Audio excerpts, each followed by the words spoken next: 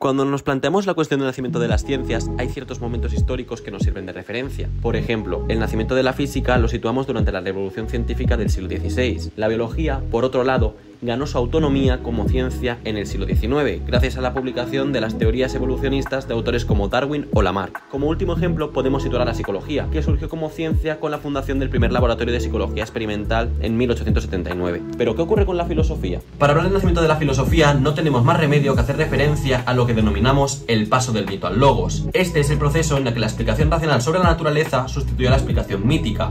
Pero este concepto tiene muchos problemas junto a él. Es por ello que para hablar del nacimiento de la filosofía hemos de hablar del paso del mito al logos. Pero antes de empezar con el vídeo he de deciros una cosa. Este tema es especialmente profundo y abarca muchísimas áreas. Es por ello que en este vídeo simplemente vamos a hacer un breve resumen para poder entender correctamente qué es este concepto. Con esto dicho, vamos a por el vídeo. Pero antes, voy a por mi café.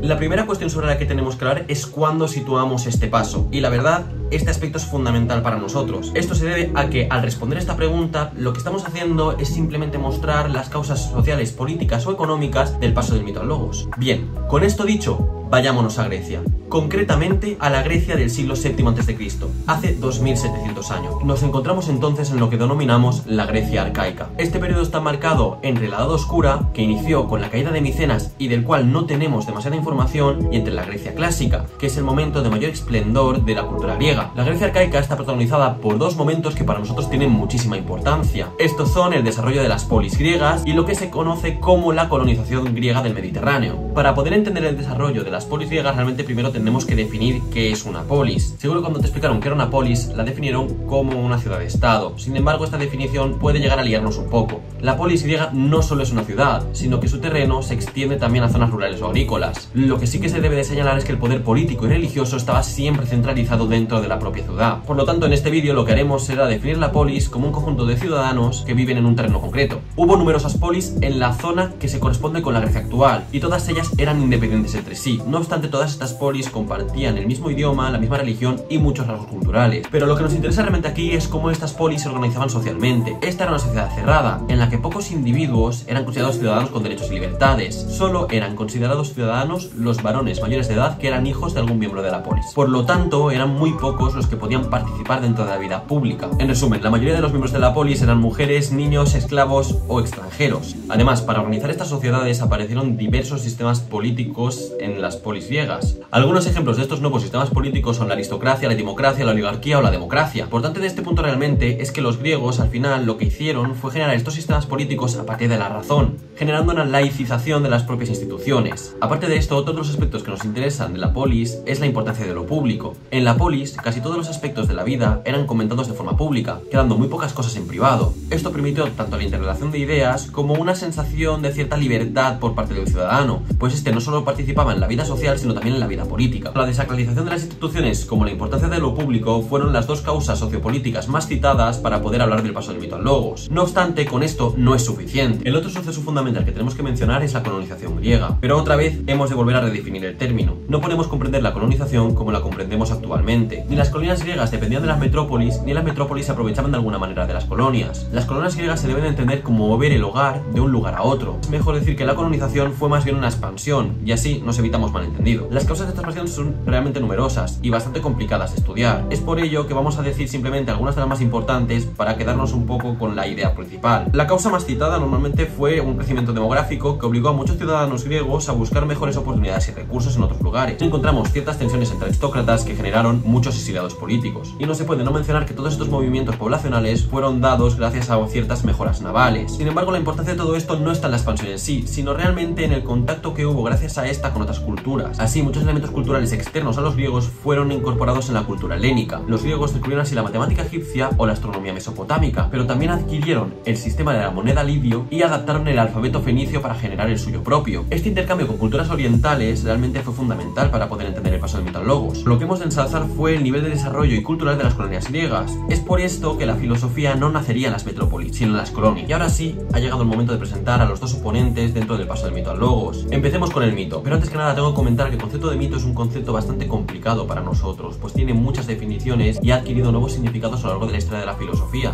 Y no solo en la historia de la filosofía, el concepto de mito ha sido utilizado por muchas otras áreas. Es por ello que para salir del paso vamos a dar una definición general del concepto de mito y así poder continuar con el vídeo. Un mito en general es un relato fabuloso en el que se intenta dar cuenta de algunos hechos históricos. Es por ello que en el mito se suele mezclar lo que es real y lo que es fabuloso. Los mitos pueden tener diversas funciones. Por ejemplo, pueden usarse para explicar situaciones del mundo. También se pueden utilizar para dar ejemplos de conducta que se considera deseable o no. E incluso se pueden llegar a utilizar para justificar algunos asuntos sociales, como quien gobierna en una ciudad. Estos mitos suelen nacer gracias a los poetas, es decir, son creaciones literarias. No obstante, los mitos también son la base de la religión griega. Y esto solo significa una cosa: si queremos hablar del mito, tenemos que hablar de su lugar de influencia más importante, la religión. Ahora volvemos a lo mismo. Hablar de la religión griega tampoco es una tarea fácil.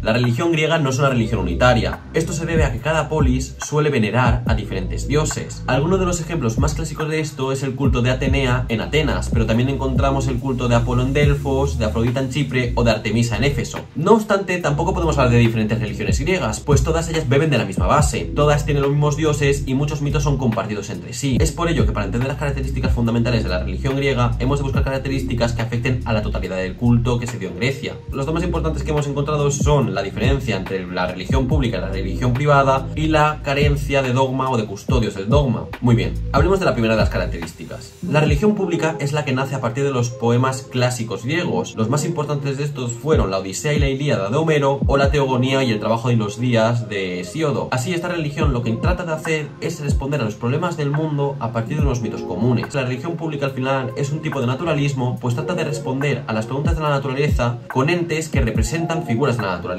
Por otro lado, encontramos una religión privada en la cual se basa en pequeños grupos secretos que comparten dogmas diferentes. Es aquí donde encontramos los llamados misterios. Los más importantes fueron los misterios dionisíacos, los misterios de Eleusis y el conocido como el orfismo. La convivencia de estos dos tipos de religiosidad mostraba cierta tensión entre sí, pues la religión pública no era igual a la religión privada y además los dogmas se contradecían entre sí. Es por ello que hemos de pasar a la segunda de las características. Con ello lo que queremos decir es que no existían libros sagrados como encontramos en las religiones contemporáneas. Es decir, en la religión griega no había una Biblia. Pero por otro lado, los sacerdotes griegos no tenían importancia social. Esto muestra que la religión griega era débil y que permitía el cambio. Así, esta debilidad realmente fue fundamental para que el logos pudiera superar al mito. Es ahora cuando entra en acción el segundo contendiente del paso del mito al logos. Hemos de hablar del logos. No obstante, definir el concepto de logos ha sido siempre una tarea complicada para los filósofos. Se ha definido como argumento, como discurso o incluso como verbo en la teología. Así, cuando hablemos de logos, mejor entendámoslo como razón humana. Este nuevo modelo de explicación, como hemos dicho antes, no nace en las metrópolis, sino que nació en las colonias, concretamente en la ciudad de Mileto, en la actual Turquía. Lo que sucedió con los primeros filósofos es que hicieron lo mismo con la naturaleza que lo que habían hecho con las polis, la racionalizaron. Se dieron cuenta que la naturaleza estaba organizada por unas leyes igual que lo estaba la ciudad, y de esta manera intentaron utilizar la razón para descubrir el porqué de esto. Es aquí que surgen las primeras argumentaciones racionales. Los primeros hombres que empezaron a hacer esto fueron los conocidos integrantes de la escuela de Mileto, que son Tales, Anaximandro y Anaxímenes. Al tratar de entender la naturaleza mediante la razón, surgieron dos dudas que trataron de contestar y que sinceramente han continuado tratando de contestar durante siglos. Estas son las preguntas sobre el origen de lo múltiple y sobre la posibilidad de que las cosas cambien. Detengámonos un momento aquí. Lo que intentaron hacer estos filósofos era intentar entender el origen de tantas cosas diferentes entre sí, pero también lo que trataron de hacer era entender cómo estas cosas podían cambiar. Estos problemas filosóficos son conocidos como el problema de la multiplicidad y el problema del cambio. Este elemento que tratarían de buscar sería el que conocemos como el arjé. Todas estas respuestas lo que nos muestran es que realmente había un interés racional de dar una explicación a la naturaleza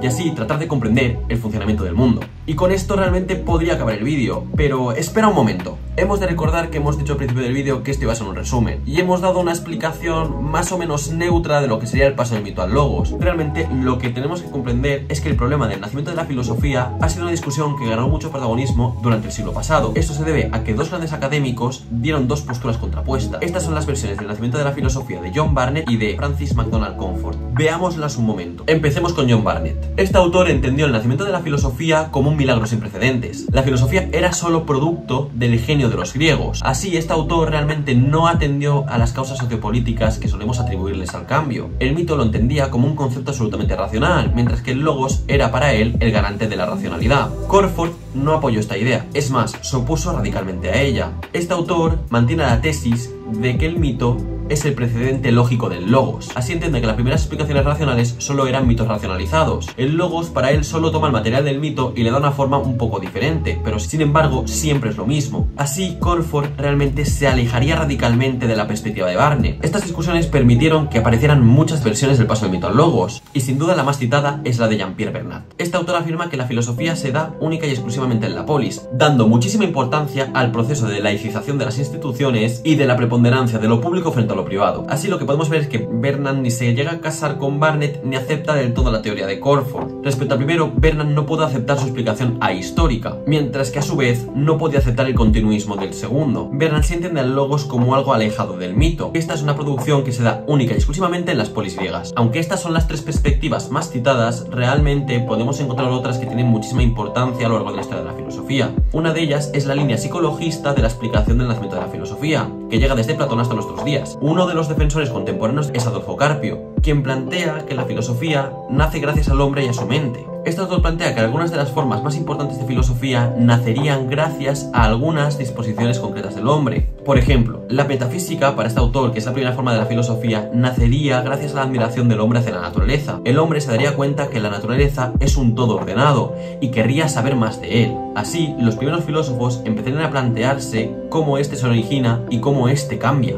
Por otro lado, la teoría del conocimiento nace cuando surgen las dudas acerca de nuestros propios sentidos. Estas dudas nos hacen plantearnos cuál es el método o cómo conocemos el mundo. Por último, la última disciplina que cita Carpio es la ética. Esta nace cuando el hombre se enfrenta a situaciones límite que no puede cambiar. Es en este momento en el que el hombre empieza a plantearse sobre su actuar. Con esto vemos prácticamente resumida la teoría de Carpio, aunque es un poquito más extensa y tiene bastantes matices muy interesantes. Nos tenemos que quedar con que hay muchísimas más teorías acerca del nacimiento de la filosofía. Con esto ya podemos dar por terminado el vídeo, en el que hemos podido aprender cuáles son las causas fundamentales del nacimiento de la filosofía, nos hemos introducido en las primeras formas de racionalidad y hemos podido enfrentarnos brevemente a algunas de las versiones más importantes acerca del paso del mito al logos. Por desgracia, se nos han quedado muchísimas cosas por responder. Podríamos llegar a plantearnos cuáles han sido las críticas del paso del mito al logos desde la historia de la filosofía. También podríamos matizar si realmente la filosofía es un producto únicamente griego. ¿O qué ocurre con la filosofía oriental? Estas y muchas otras preguntas las dejaremos para próximos cafés. ¡Chao!